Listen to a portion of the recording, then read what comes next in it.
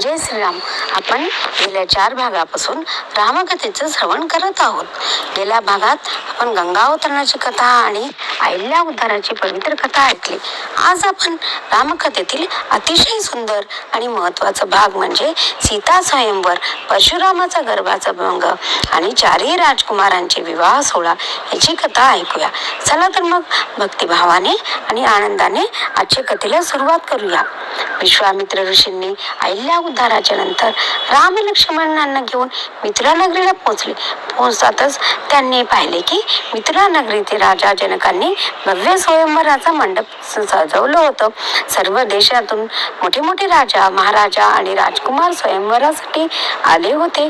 त्यावेळी महर्षी विश्वामित्र श्रीरामांना आणि लक्ष्मणांना घेऊन राजसभेत आले. राजा जनक विश्वामित्र ऋषींना नमस्कार केले आणि त्यांचे स्वागत केले आणि राजा जनकांनी तेजस्वी कुमाराकडे पाहून आदराने विचारले, ऋषीवरा, हे सुंदर आणि पराक्रमी कुमार कोण आहेत? महर्षी विश्वामित्र हसून म्हणाले, राजन, हे अयोध्येचे महाराज दशरथ यांचे पुत्र आहेत. श्रीराम आणि लक्ष्मण हे दोघे माझ्या यज्ञ रक्षणासाठी माझ्या सोबत आले होते.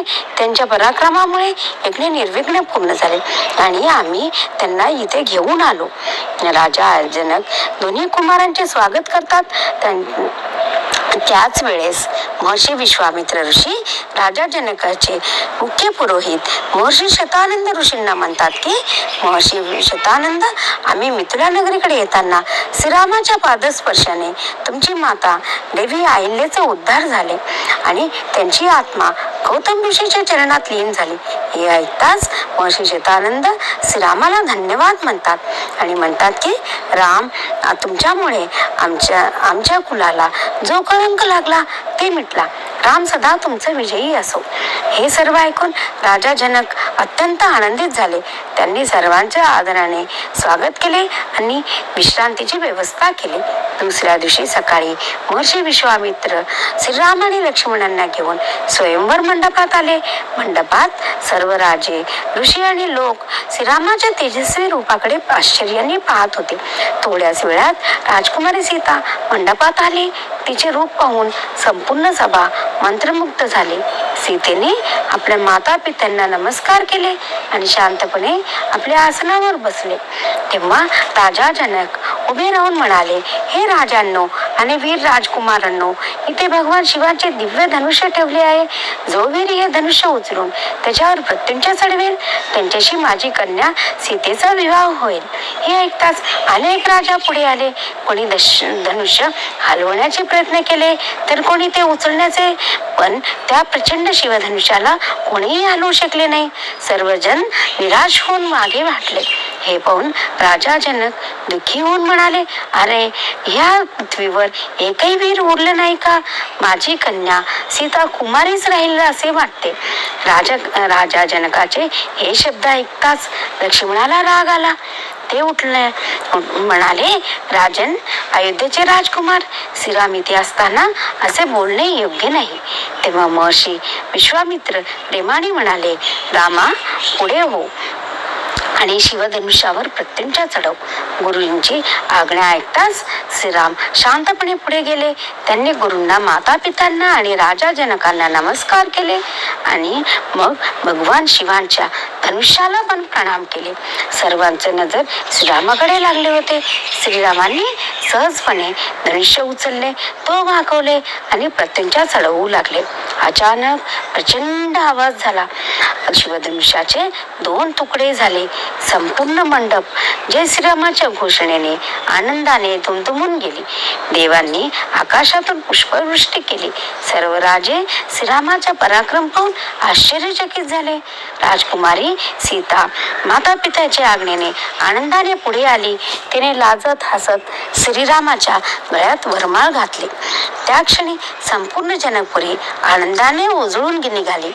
राजा जनक आणि राणी सुनैना यांच्या डोळ्यात आनंदाश्रू आले. सर्वत्र मंगलध्वनी आणि उत्सव सुरू झाला. भगवान शिवांचे धनुष्य श्रीरामांनी भंग केल्यावर संपूर्ण जनकपुरी आनंदाने दुमदुमून गेली होती.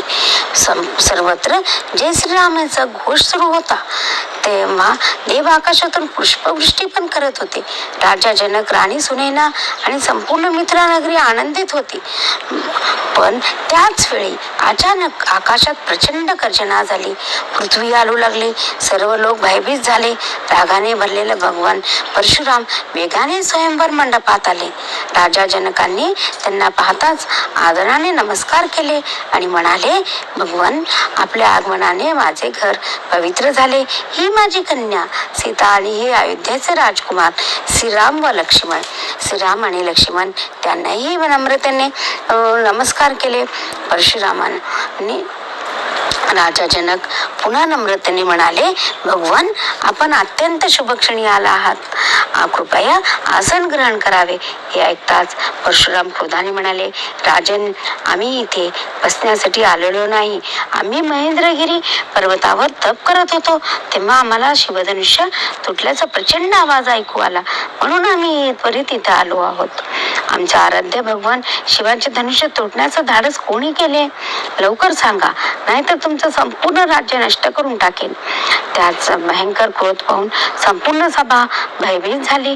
तेव्हा लक्ष्मण थोडे हसत म्हणाले, भगवान, एक दिव्य धनुष्य तुटलं म्हणून एवढा राग कशाला? आम्ही लहानपणी अनेक धनुष्य तोडले, पण त्यासाठी कोणी एवढे क्रोधित झाले नाही. हे ऐकताच परशुरामाचा राग आणखी वाढला. ते म्हणाले, हे बालका, तुला हे साधे खेळणे वाटतंय का? हे भगवान शिवाचे दिव्य धनुष्य आहे. लक्ष्मण शांतपणे म्हणाले, आम्ही क्षत्रिय आहोत. आमच्यासाठी सर्व धनुष्य समानच आहेत. श्रीराम प्रत्यंचा चढवत होते तेव्हा धनुष्य वाकले आणि तुटले. त्यात त्यांचा काय दोष? परशुराम रागाने थरथरत म्हणाले, बालका, तुला तुझी जीवनाची अजिबात भीती वाटत नाही का? तेव्हा श्रीराम पुढे आले आणि अत्यंत नम्रतेने म्हणाले, भगवान, लक्ष्मण अजून लहान आहेत. कृपया त्यांना क्षमा करा. शिवधनुष्य मी तोडलो आहे. शिक्षा द्यायची असेल तर मला द्या. परशुराम क्रोधाने म्हणाले, जर तू धनुष्य तोडल्या असेल तर माझ्याशी युद्ध करण्यास तयार हो. हे ऐकूनही श्रीराम शांतपणे म्हणाले, भगवान, आपण आमच्यासाठी पूजनीय आहात. आम्ही आपल्याशी युद्ध कसे करू? आपण महान परशुराम आहात आणि आम्ही तर साधे राम आहोत. हे श्रीरामाचे नम्रपणे शांत वचन ऐकून परशुराम त्यांच्या मुखाकडे पाहू लागले. त्या क्षणी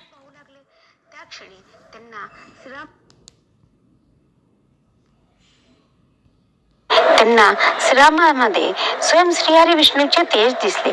त्यांचा क्रोध हळूहळू शांत होऊ लागला. मग परशुराम म्हणाले, हे रामा, माझ्याकडे भगवान विष्णूचे दिव्य धनुष्य आहे. जर तू त्याच्यावर बाण चढवेल तर माझे संशय दूर होईल. श्रीरामांनी आदराने ते धनुष्य हातात घेतले आणि सहजपणे त्याच्यावर बाण चढवला. हे अद्भुत दृश्य पाहताच परशुराम पूर्णपणे शांत झाले. त्यांनी समजले की श्रीराम हे स्वयं भगवान आहे, विष्णूचे अवतार आहेत. मग श्रीराम नम्रतेने म्हणाले, भगवान, आता हे बाण कुठे सोडू? मी ते तर आपल्यावर सोडू शकत नाही. परशुराम विनम्रतेने म्हणाले, हे रामा, हे बाण माझ्या तपाने मिळवलेल्या पुण्य लोकांवर सोड, त्यामुळे माझा गर्व नष्ट होईल. श्रीरामाने बाण सोडले. त्या क्षणी परशुरामाचा अहंकार पूर्णपणे नाहीसा झाला. परशुराम प्रेमाने म्हणाले, हे रामा, तुझं सदैव कल्याण हो. तू सदैव विजयी हो.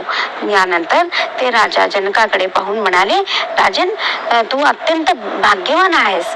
तुला श्रीरामासारखा महान जावई लाभला. असे आशीर्वाद देऊन भगवान परशुराम तिथून निघून गेले. संपूर्ण सभा पुन्हा आनंदाने भरून गेली. शिवधनुष्य उचलून पण जिंकल्यानंतर संपूर्ण मिथिला नगरी आनंदाने उजळून निघाली होती. राजा जनकाच्या मनात समाधान होतो, पण त्यांनी विचार केले की आता सर्व धार्मिक विधी आणि संस्कार पूर्वक विवाह झाला पाहिजे. म्हणूनच त्यांनी त्वरित अयोध्येचे महाराज दशरथ यांना पत्र लिहिले. त्या पत्र घेऊन मिथिलेचे प्रधानमंत्री अयोध्येकडे रवाना झाले. काही दिवसांनी ते अयोध्येच्या भव्य राज दरबारात पोहोचले. त्यांनी महाराज दशरथांना आदराने नमस्कार केले आणि राजा जनकांनी पाठवलेले पत्र दिले. महाराजांच्या आज्ञेने मंत्री सुमंतांनी ते पत्र वाचण्यास सुरुवात केली. पत्रात लिहिले होते, सूर्यवंशी महाराज दशरथ यांना राजा जनकाचा सप्रेम प्रणाम. महर्षी विश्वामित्र सोबत श्रीराम आणि लक्ष्मण आमच्या मिथिला नगरीत आले होते. आम्ही राजकुमारी सीतेचा स्वयंवरासाठी एक आट ठेवली होती. जो वीर भगवान शिवांचे दिव्य धनुष्य उचलून त्यावर प्रत्यंचा चढवेल त्याला सीता वरमाळ घालेल. श्रीरामांनी ते महान शिवधनुष्य उचलून पण जिंकले आणि त्यामुळे मी माझी कन्या सीता श्रीरामांना अर्पण करत आहे. आपण आपल्या संपूर्ण परिवारासह गुरुजन, पुरोहित आणि मंत्री सोबत लवकरात लवकर मिथिला नगरीत यावे. हे पत्र ऐकताच महाराज दशरथ अत्यंत आनंद झाले. संपूर्ण अयोध्या आनंदाने भरून गेली. दुसऱ्याच दिवशी महाराज दशरथ, माता कौसल्या, कैकेयी, सुमित्रा, भरत आणि शत्रुघ्न यांच्यासह मिथिला नगरीकडे निघाले. त्यांच्यासोबत गुरु वशिष्ठ, मंत्रीगण आणि भव्य चतुरांग सेना देखील होते. मिथिला नगरीत पोहोचल्यावर राजा जनकांनी त्यांचे अत्यंत आदराने स्वागत केले. महाराज दशरथांनी श्रीराम आणि लक्ष्मणांना पाहताच त्यांना प्रेमाने जवळ घेतले. त्यांच्या डोळ्यात आनंदाश्रू चमकत होते. काही वेळाने राजसभेत महर्षी विश्वामित्र, राजा जनक, महाराज दशरथ आणि गुरु वशिष्ठ बसले होते. तेव्हा महर्षी विश्वामित्र प्रेमाने म्हणाले, राजा जनका, तुझी कन्या सीता श्रीरामांना देण्यात आली आहे. आता तुझी दुसरी कन्या उर्मिला लक्ष्मणाला दे. तसेच तुझ्या भावाच्या कुशध्वजाचे 2 कन्या भरत आणि शत्रुघ्नांना यांच्यासाठी मी मागत आहो. हे ऐकताच राजा जनक आनंदाने हात जोडून म्हणाले, मुनिवरा, ही माझ्यासाठी अत्यंत भाग्याची गोष्ट आहे.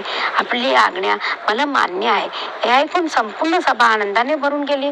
लवकरच चारही राजकुमारांशी मोठ्या थाटामाटात विवाह झाला. श्रीरामाचा सीतेशीन, लक्ष्मण उर्मिलाशीन, भरत मांडवीशीन, शत्रुघ्न श्रुतकीर्तीशीन असे 4 राजकुमारांचे विवाह संपन्न झाले. संपूर्ण मिथिला नगरी मंगलध्वनी, वेदघोषाने आणि आनंदाने दुमदुमून गेली.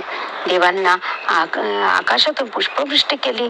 सर्व लोक आनंदाने जय श्रीराम असा जयघोष करू लागले. अशा रीतीने 4 राजकुमारांचे भव्य आणि मंगलमय विवाह सोहळा संपन्न झाला. आज आपण ही कथा इथपर्यंतच थांबूया. पुढची कथा पुढच्या भागात घेऊया. जय श्रीराम.